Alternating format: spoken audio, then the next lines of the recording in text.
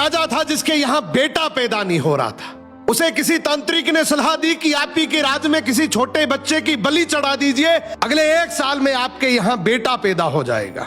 राजा ने ऐसा ही किया।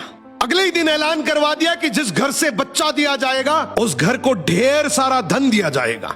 राजा का यह ऐलान एक गरीब परिवार ने सुना तो अपने घर के सबसे छोटे बच्चे को भेज दिया कि यह बच्चा हमारे किसी काम का नहीं, इसे रख लो। अब बलि चढ़ाने की पूरी तैयारी हो गई। राजा ने बच्चे से पूछा, कोई तुम्हारी आखिरी इच्छा? तो बच्चा बोला, मुझे बस थोड़ी सी गिल्ली मिट्टी ला कर दे दो। मिट्टी लाई गई तो उस बच्चे ने उस मिट्टी से छोटे छोटे 4 मकान बनाए और उसके बाद एक एक करके 3 मकानों को लात मारकर गिरा दिया। एक को रहने दिया और उसके सामने हाथ जोड़कर दुआ की और राजा को बोला, अब मेरी बलि चढ़ा दो।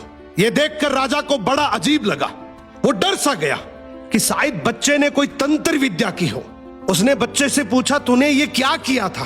तो बच्चा बोला, पहला मकान गिराया जो मेरे माँ बाप का था, जिन्होंने सिर्फ पैसों के लिए मुझे बेच दिया। दूसरा मकान रिश्तेदारों का था, उन्होंने भी मेरे माँ बाप को ऐसा करने से रोका नहीं, तो उनका भी मकान गिरा दिया। तीसरा राजा जी आपका तो काम है लोगों की रक्षा करना, लेकिन आप भी अपने लालच के लिए रक्षक से भक्षक बन गए। आपने तो अपने लालच के लिए मेरी जिंदगी खत्म करने की सोच ली, तो मैंने आपका भी महल गिरा दिया। और ये चौथा मेरे भगवान का घर है, उसके सामने मैंने हाथ जोड़कर कह दिया कि अब सब तू संभाल लेना।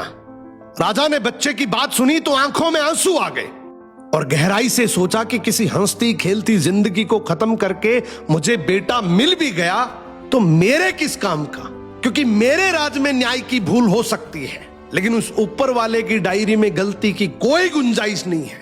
राजा ने रोते हुए बच्चे को गले लगा लिया और बोला, आज से तू ही मेरा बेटा है। इस कहानी का मतलब है कि दुनिया के सामने झुकने से कुछ नहीं होगा, क्योंकि दुनिया अपने मतलब के लिए कुछ भी कर सकती है। झुकना है तो उस भगवान के सामने, जिसके सामने झुकने से तुम्हारा कोई कुछ नहीं बिगाड़ सकता। समर्पण करना है तो उस परमपिता परमेश्वर को करो।